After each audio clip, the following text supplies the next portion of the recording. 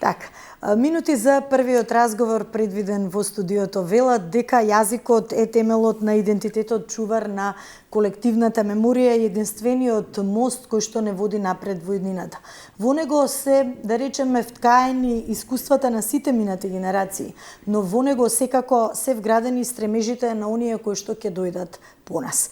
Како го почитуваме и негуваме нашиот јазик и колку еве ова модерно време на дигитализација носи своји предизвици. Добар ден и велам на мојата прва гостинка Елена Јованова Груевска, директорка на Институтот за македонски јазик Крстен Бисерков. Добар ден, благодарам на поканата. Професорке, поводот е можеби ете како тема една да ја споменеме дека на 21 февруари беше меѓународниот ден одбележан на мајчиниот јазик. И секако можеби малку повеќе да се апострофира значењето на јазикот и што е она што ние треба индивидуално, а потоа и колективно да го направиме во оваа ера, би ја нарекла, на глобализација, на многу брзо темпо на дигитализација. Со кои предизвици практично се соочува јазикот?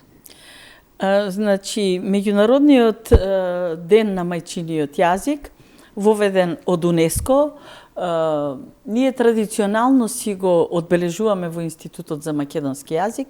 Зошто? За да и кажеме на нашата јавност, но и на светот, дека Институтот за македонски јазик го проучува македонскиот јазик на сите рамништа, но си го сака и си го почитува, но истовремено ги почитуваме и јазиците на сите заедници што живеат во Македонија и дека условно ќе речеме малите јазици, нели, малите јазици по бројност, ќе кажеме, на говорители, меѓу себе треба да си се почитуваат и да си се поддржуваат.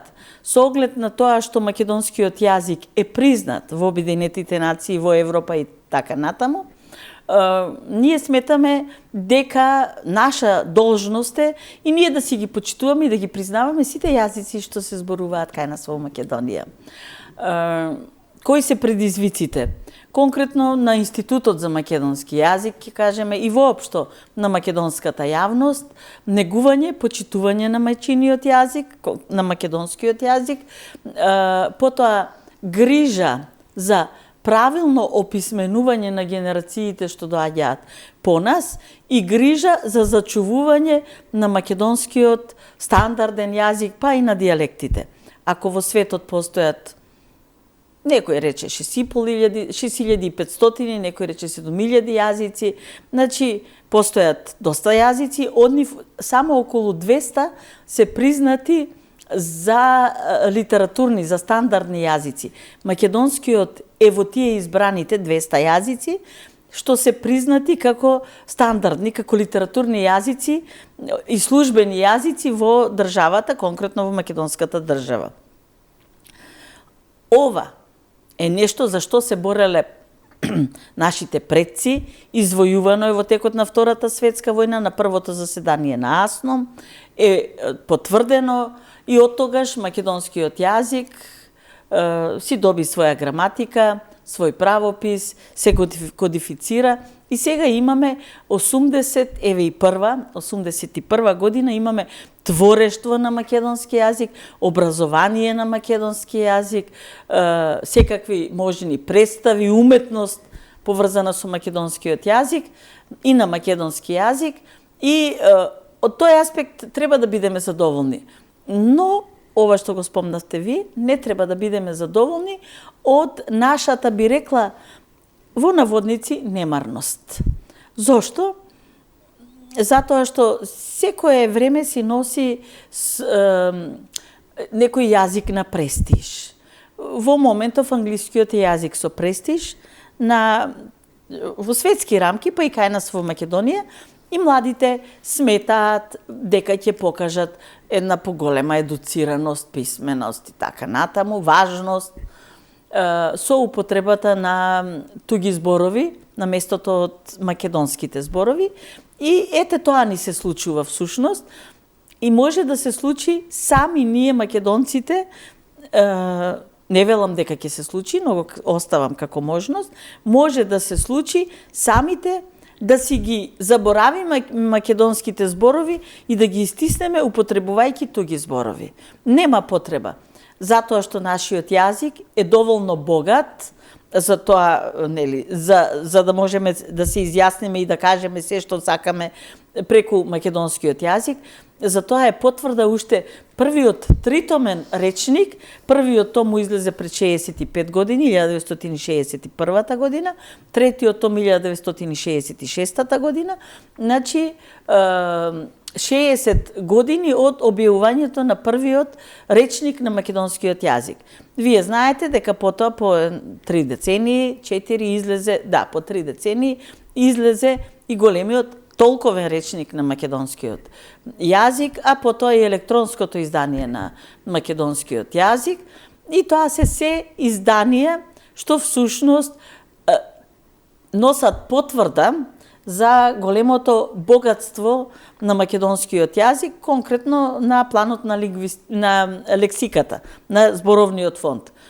Сега тука потоа имаме и проблеми со граматиката, мајде сега да не ги спомнуваме, затоа што убаво е, мислам, лесно е додека влегуваат само зборови, затоа што денес е еден збор интересен, задутре нема веќе да биде, ќе дојде друг збор и така натаму. Меѓутоа, ако се влезе во граматичкиот систем, во составот на речениците, во зборообразувањето, во морфологијата, тоа се веќе системски интервенции што остануваат во јазикот, а ние тоа не би го сакале. Споменавте дека колку е важно и говорењето, и читањето, и пишувањето на македонски јазик и колку тоа е значајно за да се направи една база, еден темел кој што потоа нели ќе го градат младите генерации, но не може да не ја забележиме, да не го забележиме директното влијание на дигиталниот свет, на брзото темпо на растежот на дигиталниот свет, на филмовите, можеби на музиката, доминацијата на англискиот јазик, ако тука сакаме да кажеме, или воведувањето на странски зборови како замена на наши, а рековте имаме навистина голем опус и зборови кои што изобилува македонскиот јазик со нив и да се објаснат, но од друга страна колку пак има важност самото читање на книгите. Младите автори, поттикнување, имајќи во предвид дека книжевноста е некогаш и актуелна во времето во кое што се создава, па тоа ќе ги инспирира, нели, да пишуваат повеќе и да се користи оваа литература. Така е, така е. Значи, книгата останува столбот на општеството и затоа е добро државата да ги поттикнува младите автори да објавуваат книги на мајчин јазик, а истовремено и да ги поттикнува да ги заживуваат добрите стари македонски зборови. Затоа што па и со преосмислувањето на еден збор е модел на збогатување на лексичкиот фонд во еден јазик, модел што убаво е, што и треба да биде користен, да биде искористен и всушност преку младите автори и воопшто преку македонските автори, колку повеќе ги навлечеме, ги наведеме младите да ги читаат, значи толку полесно ќе биде да го прифатат македонскиот јазик и слуховно, меѓутоа нели и разговорно и писмено да го користат, тој автор што јас многу го ценам, го користи овој збор. Нели така? Ние го имавме на времето Благоја Корубин и тој ни беше алфа и омега, кога ќе напишеше Благоја Корубин, овој збор е правилен, овој не е, еве го поминале 30-40 години, откако го напишал тоа Тодор Димитровски и ние го почитуваме ова. Сега, може би по 40 дополнителни години користење, ќе го ставиме во речник, но ќе го ставиме како разговорен, нели, затоа што едноставно живее во јазикот, ние не можеме да го прескокнеме тој момент, но ќе го пишеме како разговорен збор. А истовремено, тоа сепак е излезено од словенскиот лексички фонд. Тоа што Трајко Стаматовски, Тодор Димитровски, Благоја Корубин, авторите на првиот речник, нели, не е толковен, тој е речник на македонскиот јазик, а потоа ќе кажеме и Блаже Конески, тие форсирале зборови за кои што сметале дека се најблиски до нашите говори, до нашите дијалекти и да се понастрана од соседните јазици. Тие се сепак не еден словенски фонд. И сега се случува ние да ги користиме упорно. Зошто? Затоа што ни звучат блиско. Нели така? И еве сега можеме да дадеме една таква можност во речникот постепено да влегуваат, меѓутоа прво како разговорни форми на јазикот. Што да ви кажам? Најбитно е да кажеме дека со објавувањето на текстови на македонски јазик, со водењето емисии на македонски јазик, со внимавањето во јавниот израз, ние испраќаме порака дека си го сакаме, си го почитуваме нашиот мајчин македонски јазик и дека ги поттикнуваме и помладите генерации да го прават тоа. Да. Но она што во последниве години се случува и е забележително е дека се употребуваат странски имиња многу. Какво е директното влијание кога се работи за конкретно кај имињата? За личните имиња? Да. Значи... И дали може би требало тие да бидат кирилично според правописот да бидат транскрибирани на македонскиот јазик? Треба, тоа е првото правило. И кога се дава име на детето, има родители кои што мислат дека тоа дете ќе биде граѓанин на светот и треба веднаш да му се даде странско име.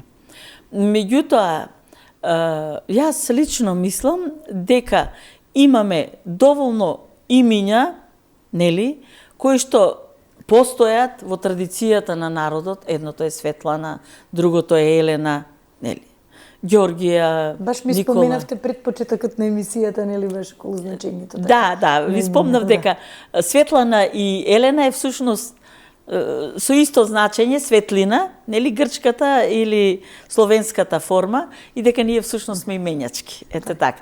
Значи, со утврдувањето на значењето на името, многумина ќе речат па да, нели, убаво е и некои од нашиве македонски имиња да се употребуваат. Ние немаме закон. Има народи кои што имаат закон и според законот не може тоа и тоа име што го препорачуваат родителите да биде прифатено. Кај нас е дозволено секое име, меѓутоа барем да се внимава во транскрипцијата, да биде напишано правилно на македонски јазик, по македонскиот правопис, нели?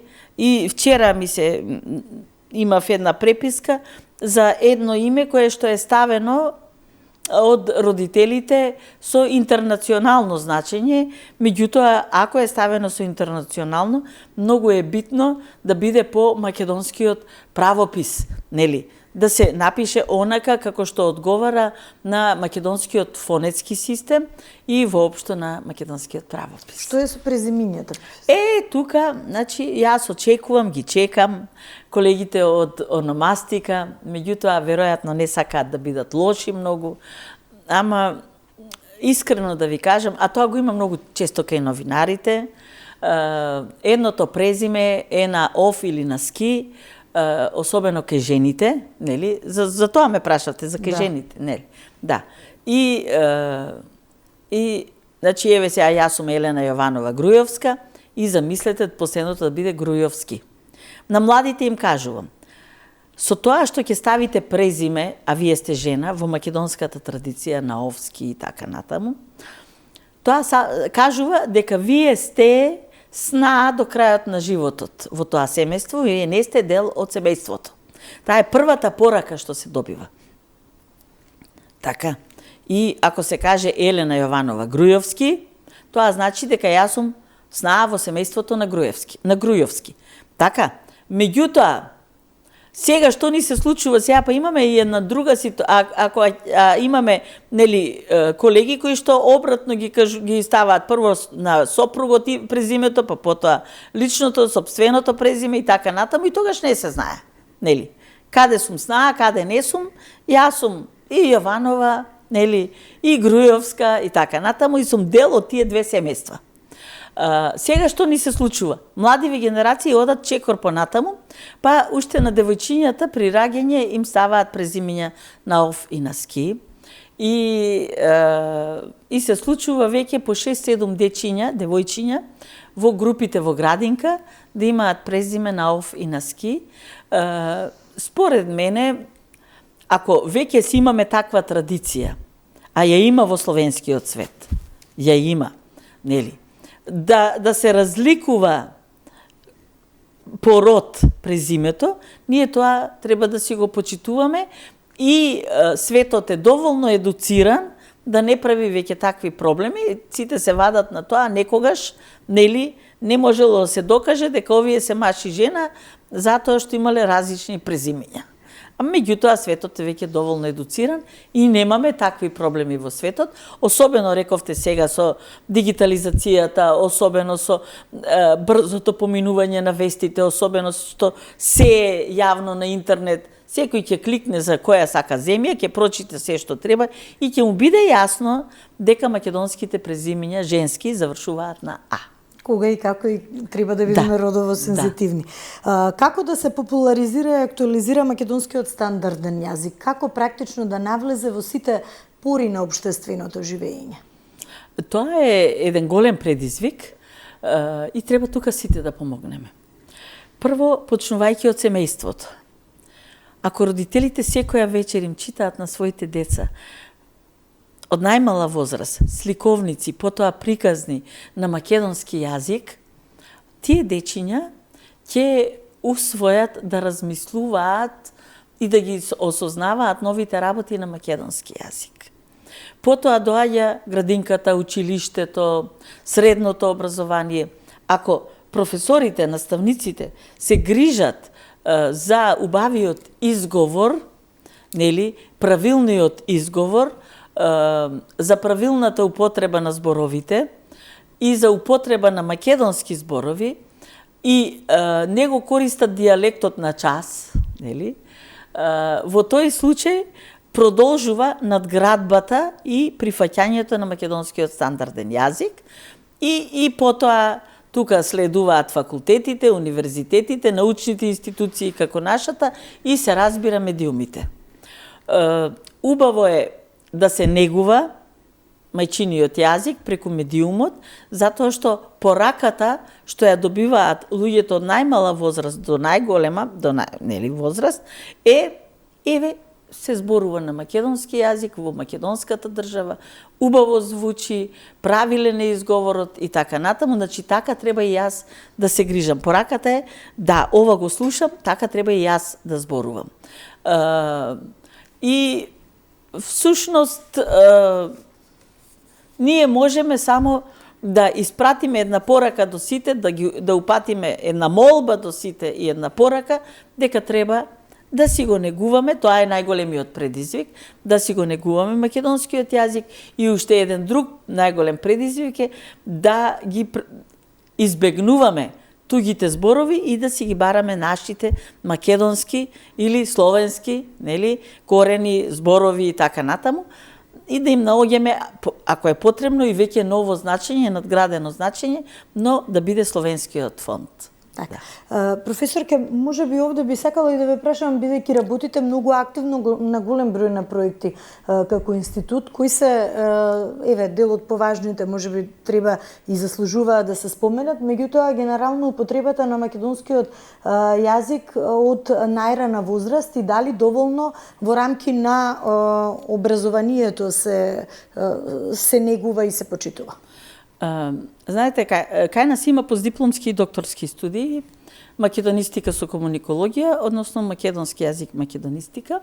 И имаме тука теми за усвојувањето на македонскиот јазик и за негувањето од најмала возраст, па потоа во градинките, нели, јазикот во сликовниците, еве сега брзо, наскоро треба да биде одбранета една магистерска тема, јазикот во средното образование, јазикот во медиумите, наскоро очекуваме и јазикот во спортот, нели, и на навивачките групи, и на тој начин всушност ги насочуваме помладите генерации што треба да одберат и да негуваат во животот и кон што да се стремат во животот. Инаку ние имаме 7 области во Институтот за македонски јазик. Едната е лексикологија, македонска лексикологија, од него излезе толковниот речник на македонскиот јазик, електронското издание на толковниот речник. Па еве сега се почнува веќе со подновување на електронското издание на толковниот речник. Потоа тука е областа диалектологија. Минатата година, 25-та, го добивме признанието, најголемата награда за наука во државава, Гоце Делчев, за македонскиот диалектен атлас. Работен е од нашите соработници на диалектологија и со дел од академиците, нели, во МАНУ. Потоа имаме оваа година ни излезе во областа етимологија македонски етимолошки речник, том 1, автор е колегата Гоце Цветановски. Ние пред нова година веќе спомнавме за тоа. Потоа ќе кажеме дека на ономастика излезе речникот од Воденско, па сега доаѓаат другите делови од Егејска и Пиринска Македонија што треба да бидат опфатени, речник на имињата, нели? И на топонимите, и потоа тука е речникот на црковнословенскиот јазик од македонска редакција, ова историчарите, историја на македонскиот јазик.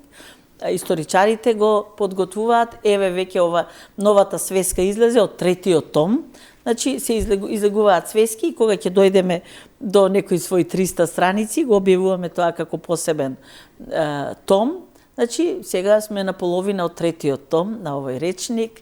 Што да не заборавам нешто, значи се 7, комуникологија, исто така имаме проект на комуникологија, современ македонски јазик се работи и овие се исклучително квалитетни колеги исто. Диалектологија, историја, ономастика, ќе заборавам нешто како за несреќа.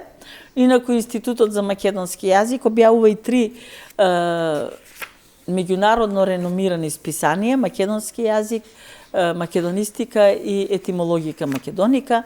Тоа ни е она издавачката дејност со која што всушност ги покриваме нашите резултати.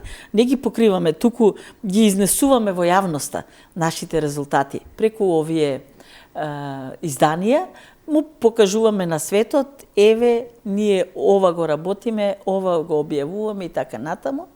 Значи, тоа е таа работа пионерска, што ние сме ја започнале и што, еве, 73 години ја работиме темелно, квалитетно, колку што треба. Да. Да. Голем број на активности, секако на одбележувањето на 5 мај, денот на македонскиот јазик, имаме и уште, нели, причина повеќе, повод повеќе да поразговараме за голем број на активности кои што ги работите. Меѓутоа, од друга страна, јас сакав да ве прашам во однос на наставата во рамки на образовниот систем. Дали доволно се изучува, особено кај етничките заедници? Дали доволно го познаваат? Не само, еве, и во рамки, нели, нормално на наставниот процес и тоа што како редовна настава го има во фондот на часови, меѓутоа генерално говориме секогаш дека јазикот е мост што ги поврзува сите граѓани и мора да го знаеме и да го почитуваме. Така, со оглед на тоа што македонскиот јазик е службен јазик во македонската држава, тоа е јазикот на поврзување. И тука мора да бидеме самокритични. Јас кога учев основно, ние имавме македонски јазик 5 часа во неделата. Сега сме среќни со 3 часа во неделата. Каде отидоа тие 2 часа? Тоа не се учи потоа на курсеви. Кој родител го пушта своето дете на курс за македонски јазик? Ќе го пуштат за англиски, за француски, за германски и така. За италијански ќе го пуштат, но нема да го пуштат на курс за македонски јазик. А ние сме го скратиле фондот на часови. Потоа, кај заедниците, имате право. Имате право и таму. Значи, ние секаде, како да се трудиме да има малку часови, на сметка на македонскиот се воведуваат други предмети, и потоа имаме проблем со писменоста, имаме проблем со разбирањето меѓу луѓето, нели? И имаме проблем со јазичната култура воопшто.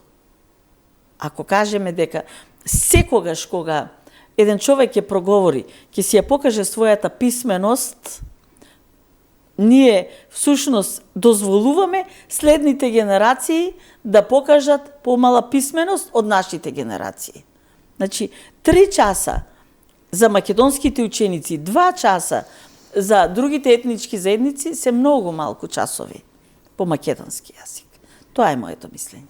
И секако е многу важно, нели, да се направи една стабилна основа за, нели, за самиот наратив, она што го споменавте и претходно за фондот на зборови, кој што е збогатувањето на самиот фонд на зборови преку читањето и пишувањето, нели, на македонски јазик, зашто е вистинско богатство. Така.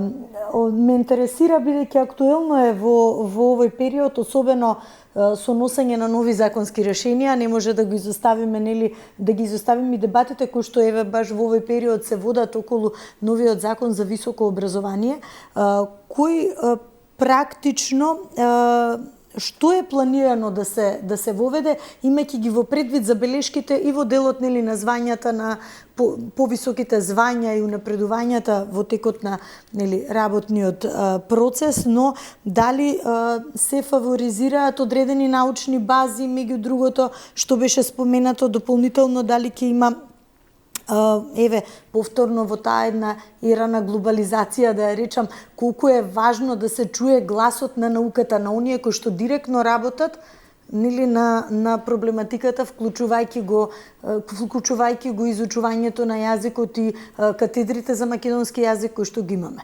Значи, кои се конкретно, еве, вашите размислувања, можеби и забелешки како институт, што треба да се чујат во однос на носење на едно квалитетно законско решение, кој што секако од сите засегнати страни треба да се донесе. Така.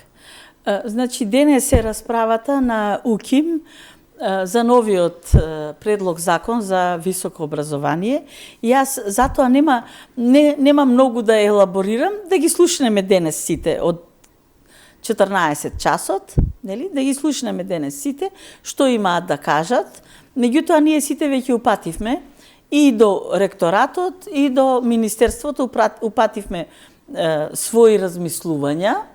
Мојот институт конкретно е исклучително многу заинтересиран за моделот на напредување на младите генерации. Ние примивме 13 млади научници, 2 беа тогаш уште доктори на науки, останатите беа асистенти, магистри, запишани на докторски студии. Сега е 4-та година, сметајте дека имаме уште 7 што треба да докторираат. И нам ни е многу битно овие 7 луѓе, примени со просек над 9,5, значи да останат кај нас во институтот, средствата што ги финансираат во докторските студии, пред тоа во постдипломските студии, да бидат најквалитетно валоризирани и искористени преку работа на научните проекти кај нас во Институтот за македонски јазик. И ние тука интервениравме, затоа и рековме, значи нам ни треба можност младите да ги добијат првите наставно-научни и научни звања. Сега, кога спомнавте за ова што се предлага во законот, 3 труда со импакт фактор во Web of Science и во Scopus. Да, 2 бази беа споменати така. Сега, значи, проблемот тука е што овие текстови, особено во првата, во Web of Science, треба да бидат напишани на англиски јазик. кој си го проучува мајчиниот јазик на туѓ јазик.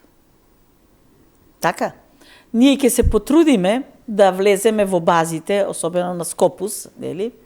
Ќе се потрудиме сега наскоро во иднина, меѓутоа тоа ќе биде за следното звање на младите. Ќе стаса. Нема да можеме да стасаме за нивното прво звање. И сега ги тераме своите трудови да ги преведуваат на англиски и да ги објавуваат на англиски. Значи, ние потоа имаме, институтот има 3 конференции, 2 меѓународни конференции. Едната е со 50 на учесници, другата е со 100-120 учесници од земјата и од светот. Сите објавуваат, пишуваат на македонски јазик, на другите словенски јазици или евентуално на некои од светските јазици. Такви се правилата, нели? Кај нас, дозволено е. Ќе ни замрат овие трудови, зборници од меѓународните научни конференции. Ако ние не ги викнеме на меѓународна научна конференција за македонскиот јазик, како ќе имаме македонисти по светот? Како ќе ги стимулираме научниците по светот да го засакаат македонскиот јазик, македонската култура, да сакаат да го проучуваат и да го споредуваат со нивните јазици. Така, значи, ќе станеме неинтересни реално за светот. И тоа што го почнал Блаже Конески, ние тоа сме го научиле, тоа го знаеме. Блаже Конески ги викнал лингвистите од светот да дојдат кај нас. И така, интересот за македонскиот јазик се зголемил во светот. Нашата задача е тоа да го продолжиме. Во нашите списанија да пишуваат за македонскиот јазик, па макар споредбено со други јазици, и во нашите зборници да испраќаат солидни текстови за македонскиот јазик, за прашање од македонската граматика и така натаму, или споредбено, рековме, со некој друг јазик. И од тие причини, значи, ние сакаме само да се знае дека македонскиот јазик е многу битно на овој начин да биде заштитен, нека ни се дадат критериуми. Ова треба да направите, нели, таму и таму да бидат внесени во такви бази, меѓутоа да продолжиме да објавуваме на македонски јазик. Така, како што споменавте, јазикот е единствена наша татковина, се додека си го чуваме, негуваме, почитуваме, ќе можеме да сметаме дека си ја имаме таа татковина, како куќа, дом, како огниште. Така, убаво кажавте.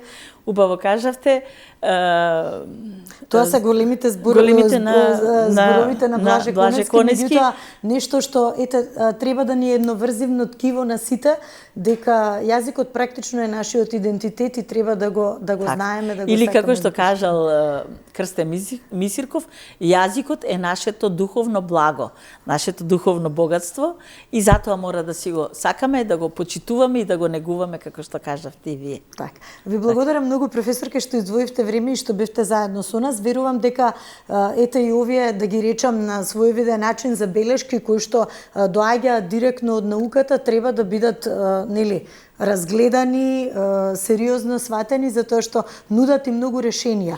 Ние знаеме да ги детектираме проблемите, но многу помалку зборуваме за решенијата. И ова е добар начин да се погледне кон решенијата, бидејќи навистина има решение за се. Само треба да се најде решението. Нели? И треба да ја сватиме разликата од областите, нели?